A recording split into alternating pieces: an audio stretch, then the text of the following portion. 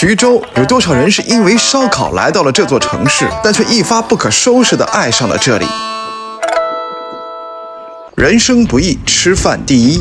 每一座城市都有独特的气质，徐州给人的感觉是既有山东汉子的爽朗劲头，又兼具了江南女子的温柔婉约。五省通衢令徐州散发出了别样的魅力，而透过五花八门的早餐便可领略一二。徐州人的早餐离不开喝汤，别看这小小的一碗汤，却在徐州当地被分成了两派。一碗是风米卤玉碗3地的啥汤，汤勺搅动下翻腾的是麦米、鸡丝与葱姜、胡椒混合激发的香气。坐在徐老八的院子里，再要上2两油香可口的羊肉包子，配上这碗冒着热气的啥汤，没有什么能比现在更加快活了。另一个流派是更具有当地特色的辣汤，这碗更加浓稠的汤中不仅泛着蛋花，更在辛辣的风味里透出了一丝鳝鱼的鲜香。饱满的猪肉煎包和流传了2000年的裸馍，可以成为这碗辣汤的灵魂伴侣。一通风卷残云过后，只觉得困意全无。徐州的汤似乎还有一条分支，名为面筋汤。这种汤结合了前两者的特点，将鳝鱼、鸡丝和面筋融于粘稠的汤中，而它们的共同之处在于厚重辛辣的胡椒气味。搭配这碗汤的是更具有特色的老式塔馍，2饼1蛋是它的标配版本。双层的裸馍摊匀蛋液和辣酱，被煎至酥脆，再切成2段，如同帐篷一般竖立于盘中。这是老手艺所呈现出的傲人姿态。你以为这就结束了吗？起源于徐州民间的非遗美食丸子汤，是汤食合一的地方风味，加入了蒜泥、辣椒油和香油的骨棒汤，似乎尝出了一丝东北麻辣烫的滋味。但这碗汤的巧妙之处在于其中的绿豆面丸子和薄皮，丸子酥脆，薄皮软滑，2层口感经久不衰，令人回味无穷。而一顿丰盛的早餐过后，你对徐州的爱意又增添了几分呢？早餐用罢，我们可以去探访这座历史文化古城的风貌。这是旧时富商巨贾们所定居的户部山，如今成为了广迎天下宾朋的商业街。沿着这条路上行，就是户部山的最高点戏马台。西楚霸王项羽曾在此阅兵点将，傲视群雄。2000多年来风云变幻，后人们纷纷隔空追寻他的遗踪，感慨万分。接着我们可以顺着彭城南路向南穿梭，一边登山一边消化掉刚才那顿令自己饱胀的早餐。云龙山并不陡峭，但山路却有些缓长，我们步行半个钟头就可以到达山上的观景台，然后就可以看到那片好似铜镜般的云龙湖跃然于眼前，一同大半个徐州尽收眼底。这个清晨，整颗心感觉到豁然开朗。下山之后，我们可以去到距离云龙山不远的徐州博物馆。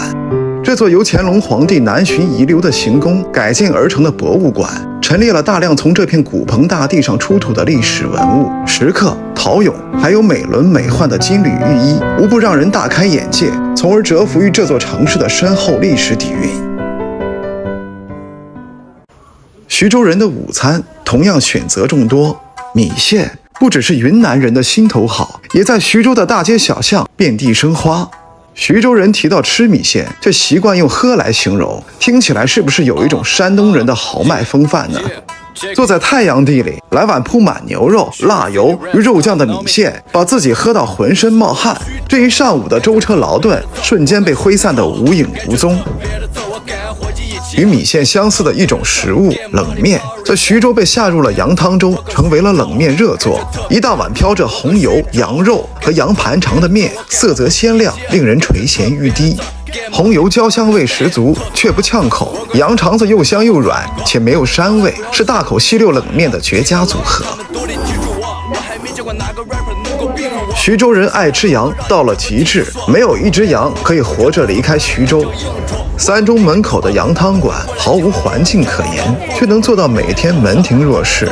一碗肉汤，一盘白肉，这是肉食者们的午间狂欢时刻。白肉的蘸水十分特别，是用麻辣鲜香作为底口，可细品之下还有一丝香醋的酸味。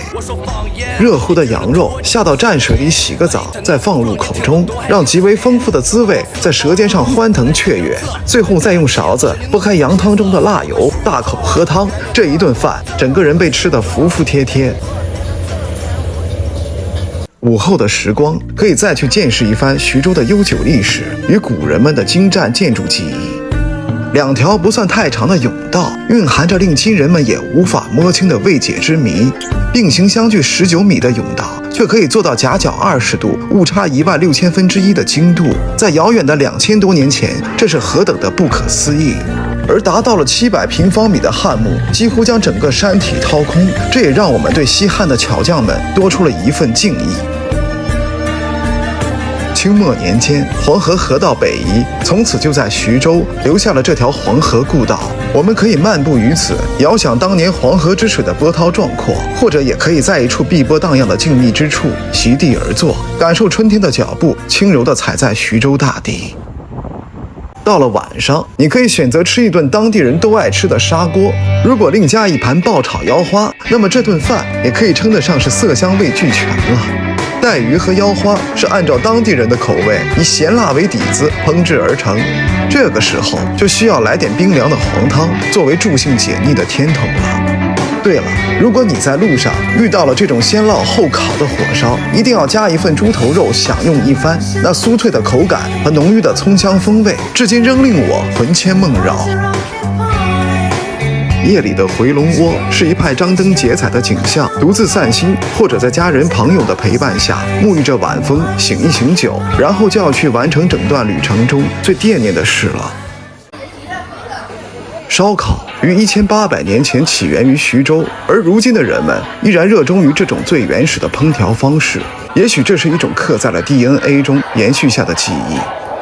徐州的烧烤往往是当地人酒足饭饱后续摊的去处，而此时在酒桌上奋战了一整夜的人们，胃里自然是有些空落落的，于是便需要这样一碗手擀面来抚慰身心。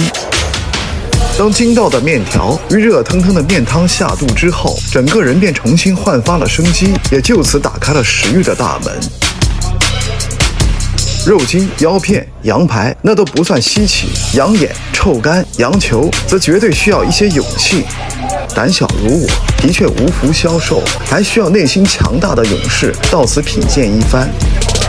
可不管怎样，这都是在徐州画下的完美句号。我爱徐州，这座城市值得你我慢下心来去领略它的光彩，也值得被更多热爱美食与历史文化的人将它铭记。徐州，再见。